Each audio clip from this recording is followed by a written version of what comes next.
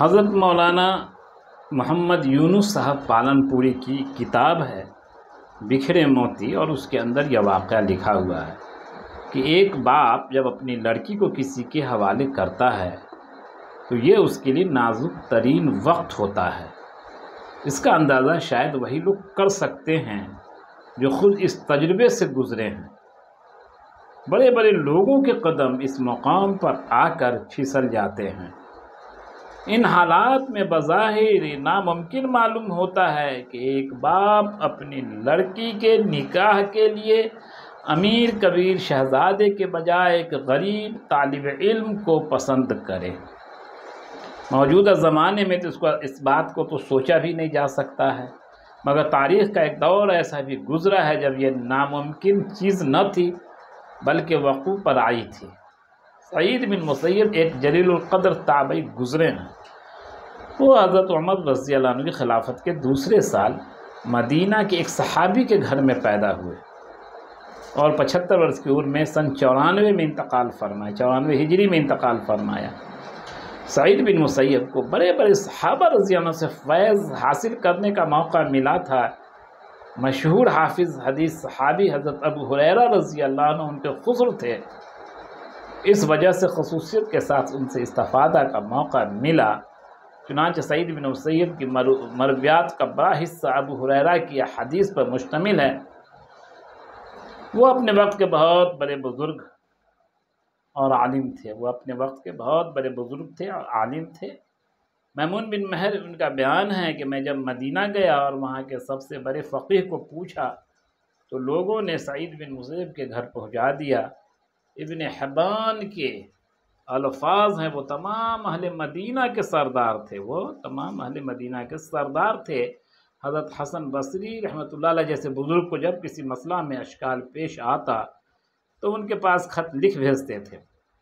زہد و تقویٰ کا یہ عالم تھا کہ عبداللہ بن عمر رضی اللہ عنہما نے آپ کے بارے میں فرمایا کہ اگر رسول اللہ صلی اللہ علیہ وسلم اس شخص کو دیکھتے تو بہت خوش ہوتے۔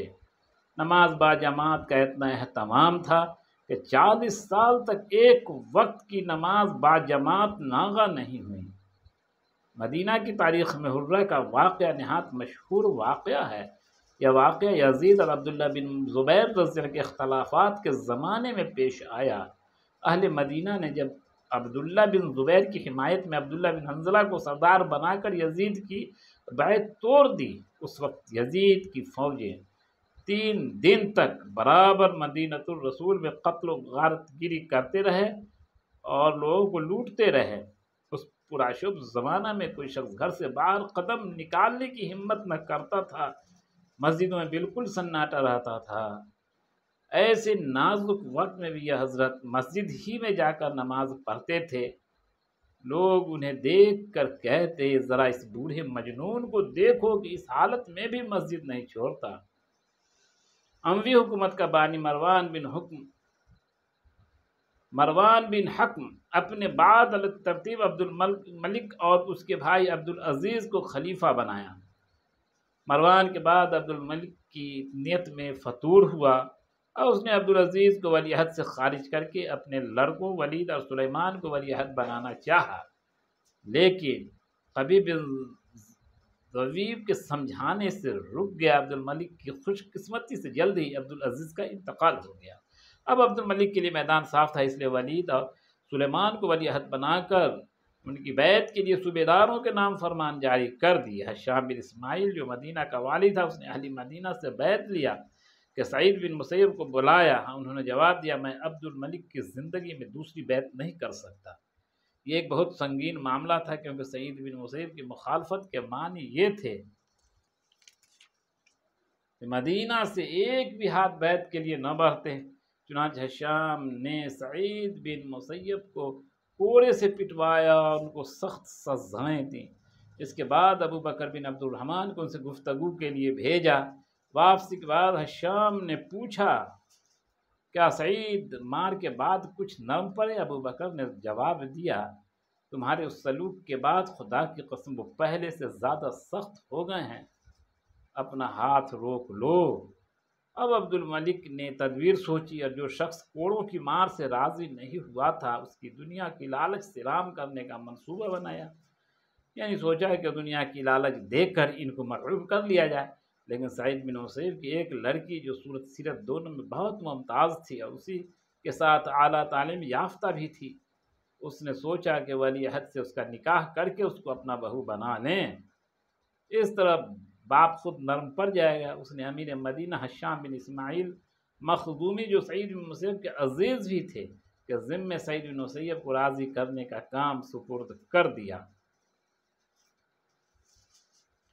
حشام کو اپنی ناکامی کی پوری امید تھی، لیکن خلیفہ کے حکم کی تعمیل میں سعید بن مسیب کی خدمت میں حاضر ہوئے، لیکن ادھر ادھر کی باتیں کرتے رہے۔ اس کے بعد کہا جیسا کہ آپ کو علم ہے عبد الملک بن مروان نے اپنے دونوں بیٹوں ولید اور سلیمان کے لیے عوام سے بیعت لینے کا ارادہ کیا۔ بیعت لینے سے قبل امیر المومنین یہ بھی چاہتے ہیں کہ ولید کو آپ اپنی دامادی کا شرف بخشیں۔ یہ سنتے ہی سعید بن مسیب کے چہرے کا رنگ غصہ سے متغیر ہو گیا۔ انہوں نے کہا کہ مجھے ان دونوں میں سے کچھ بھی منظور نہیں۔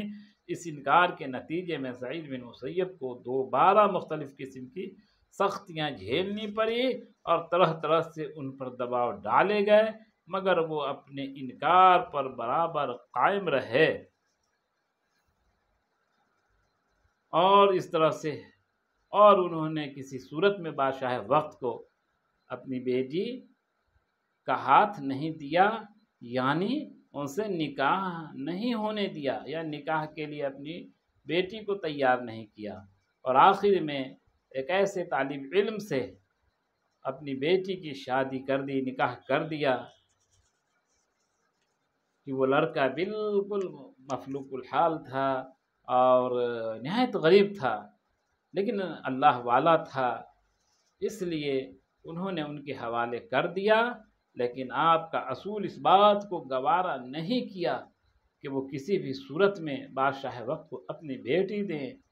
اگر بادشاہ وقت کو اپنی بیٹی دیتے تو انہیں ڈر تھا کہ کہیں وہ دنیا اور شان و شوکت وغیرہ پا کر کہیں دین سے نہ پھر جاتی یا پھر ان کے دین میں کمی ہو جاتی، باوجود اس کے کہ ان کو سزائیں دی گئیں، انہیں دق دیا، تکلیف دی گئی، لیکن بادشاہ وقت سے اپنی بیٹی کا نکاح نہیں پڑھایا۔ اللہ تعالیٰ نے ایسے ہستی کو، ایسے بزرگ اللہ والوں کو دنیا میں بھیجا ہے، وہ عام انسان کے لیے مشعل راہ ہیں، اگر ان کی پیروی کی جائے تو انشاءاللہ تعالیٰ بہترین کامیابی سے ہمکنار ہو سکتے ہیں۔ اور بے شک اللہ نے ایسے لوگوں کو دنیا میں بھیجا ہی اس لیے ہے کہ وہ آنے والے لوگوں کی رہنمائی کرے، آنے والے لوگوں کو دین کی سچائی بتائے، قرآن کا کیا حکم ہے، رسول اللہ صلی اللہ علیہ وسلم نے کیا حکم کیا، کیا طریقہ اپنایا، اور صحابہ نے کس طرح سے حضور صلی اللہ علیہ وسلم سے تربیت لے کر اپنی زندگی بتائی، اس کو وہ شخصیت آنے والی نسلوں تک پہنچائے۔ اور بے شک 1400 سال کا وقفہ ہو رہا ہے، اسی طرح اسلام یہاں تک پھیلا ہے۔ انشاءاللہ تعالی یہ میرا اسلام قیامت کی صبح تک لوگوں کے دلوں پہ اثر انداز ہوتا رہے گا، اور اس طرح کے داعی اللہ پیدا ہوتے رہیں گے، اور اللہ اپنے دنیا کو جب تک چاہے گا چلاتا رہے گا۔ سبحان اللہ و بحمدہ، سبحانک اللہم و بحمدک، اشہد ان لا الہ الا انت، استغفرک و اتوب الیک۔ سبحان ربک رب العزت عما یصفون، والسلام علی المرسلین، والحمد للہ رب العالمین۔